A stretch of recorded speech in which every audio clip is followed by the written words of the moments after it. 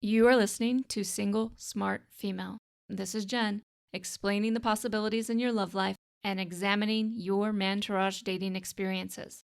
I am here to help you do life and love on your terms by tipping the scales of love permanently in your favor.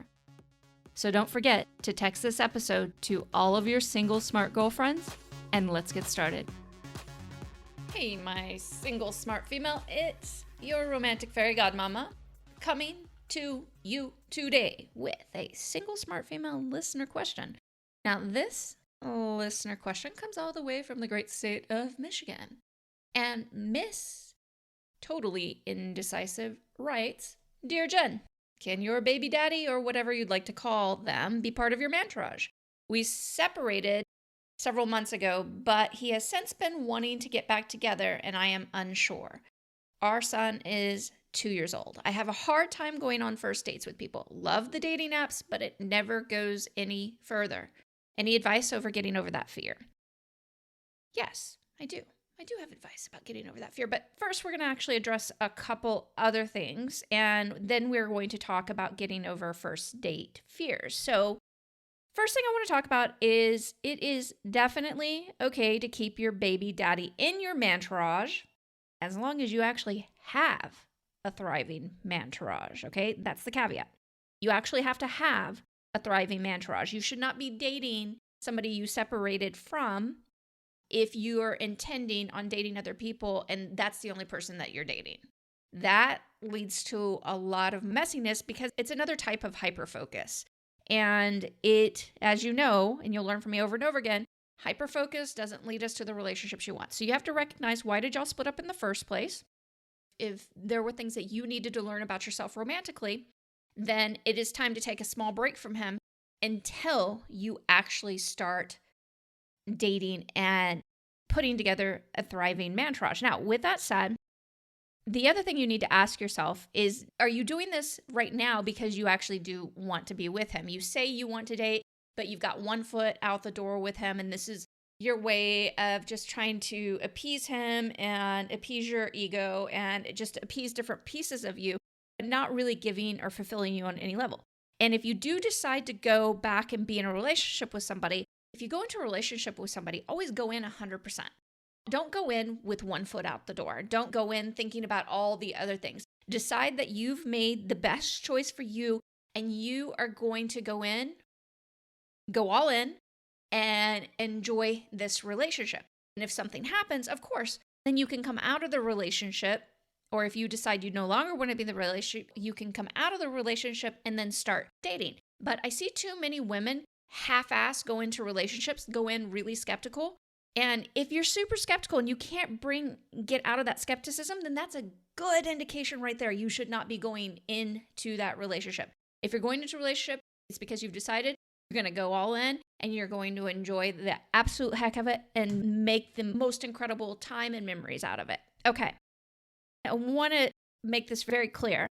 There's also something that happens when you were talking about how, and this is for all women, it isn't just for you, that when you were talking about he has been wanting to get back together, there's a lot of women who start doubting their desire to date or if they should go in a relationship with somebody because he wants you.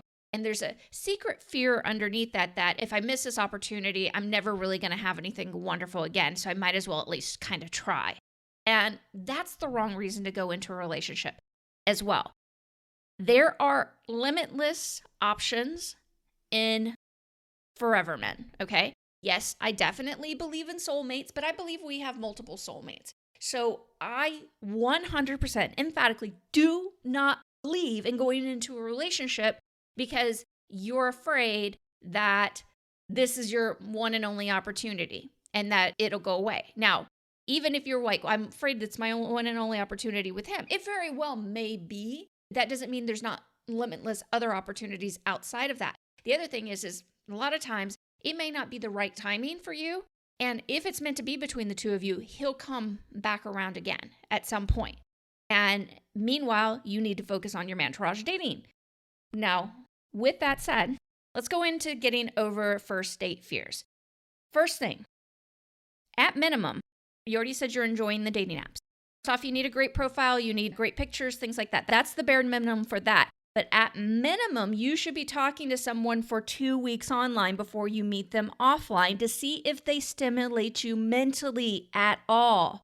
Okay, long-term attraction is totally dependent, exclusively dependent on mental stimulation. It's not just physical chemistry. Physical chemistry can wane.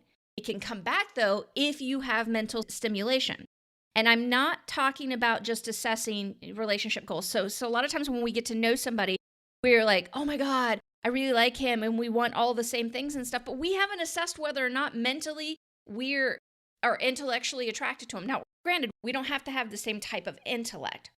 I'm working exclusively with smart, ambitious women, and you need a partner who has a high intellectual capacity, but it doesn't have to be the same kind of intellect.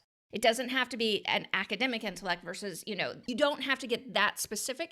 It just has to be somebody who mentally stimulates you. And if that doesn't exist, and you can't assess that right from the get-go, but if he won't spend a couple weeks talking to you online, that fucker is not worth your time. Let me make that very clear. And for my women who disagree with me, you're more than welcome to disagree. This is a free society, but I want you to consider this. Men, this is their pace. They're like, they talk to you, send you a couple messages, they want to meet you offline so they can assess chemistry right away and whether or not they're wasting their time.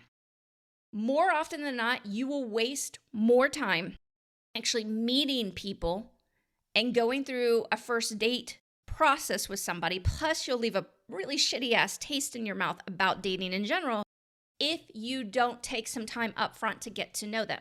Yes, I do teach a process when I work with women of how to do that, how to make that more fun, how to assess more intellectual capability and chemistry, things like that. But ladies, you're wasting your time if you're not spending some time up front.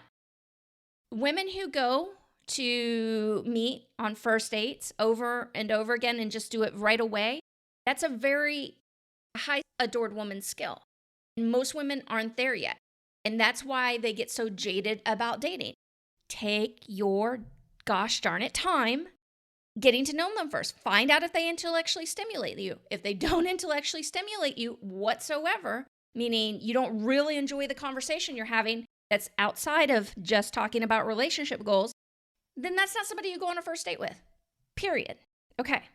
The next thing is that you need to learn how to schedule out your dates so that they feel good to you and they get you excited. If you're doing last minute dating, meaning you're just scheduling things last minute, most of the time that's going to feel really crappy.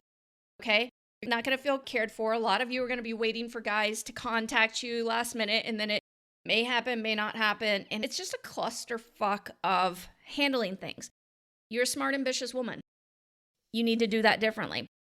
And as I've mentioned, many times on many different episodes, you need a first date list of things that actually make you want to go out on a date, activities you'd like to do. Better than just dinner, movies, anything where, you're sedentary, things like that. You need to be moving because that helps if there's any nervousness. And, men get just as nervous as we do. That circumvents a lot of the nervousness and gives us something physically to do, and then gives us better conversation and then assessment as we start to see how much fun that we can have together. Now, next, I want you to recognize that Mantourage dating first dates are an incredible opportunity to explore who you are romantically. Not trying to figure out who men are, what they want, what they need, all that shit that we're supposed to know so that we can, find our forever guy or have a wonderful romantic life. No, it's about exploring who you are. Okay, most women believe they know exactly who they are and what they want romantically. I promise you, most of you do not, okay? You might have some idea, but you don't have the full picture of what really turns you on. And I'm not talking just about sexual turn on. I'm talking about what really turns you on romantically, that really profound connection. I have women who work with me over and over again and said, Jen, I never would have thought that this would be so important to me. And thank God I got to experience it instead of just, glossing over it and dismissing it. Next, I want you also, this is just about our habits, and our habits help determine things and help make things easier, help ground us, and help make things more fun. But I want you to create a pre-date ritual, pre-first date ritual for yourself. make it fun. There's so many different ways to do this. It can be between music that makes you feel hot or sexy or maybe charged, pumped up. It could be soft and sensuous, again, with music. It could be how, you take your time to do your hair. But the point of the pre-date ritual is you do not need to be running around frantically getting ready for a date. You need to be getting yourself into a calm and confident state of mind so that, yes, I'm an adored woman. I can go out on a first date and I can have amazing time no matter who shows up on the other end. But whoever shows up on the other end, you can learn how to have an amazing time, even if there isn't any long-term chemistry possible. And then that way, every time you go out on a date and your goal is to have a wonderful time, no matter what, and most of us, if we let ourselves and give ourselves permission, you can learn to have a great time with anyone, regardless of what potential is, what outcome might happen. That's going to make your whole entire physical system start to calm down, because this isn't a scenario where if you don't get it right, you're just fucked. And then it's just another bad date. It's another this, it's another that, just another affirmation of how dating sucks. Mantourage dating doesn't suck if you do it properly, if you set it up differently. And now finally, when it comes down to it, there are going to be some fears. There's always some fears and the fear and nervousness about doing things that are brand new to us or meeting people who are brand new to us.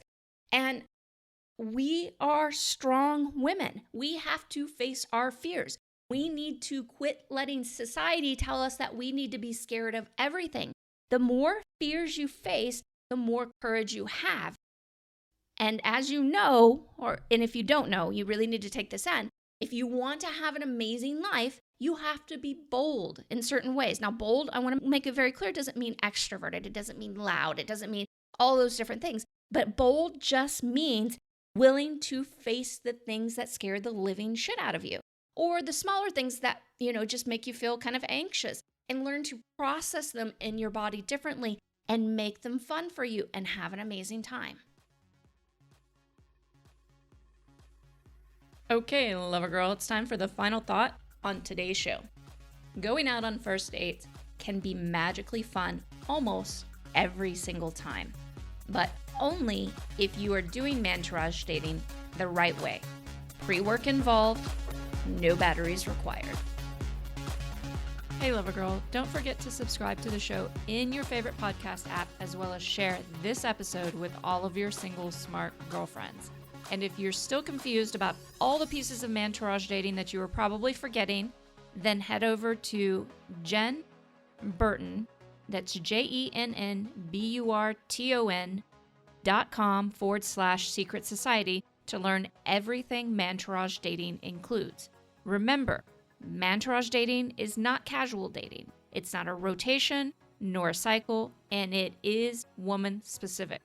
Mantourage dating and becoming an adored woman is a lifestyle dating system that addresses you as a whole woman, including your success and ambition.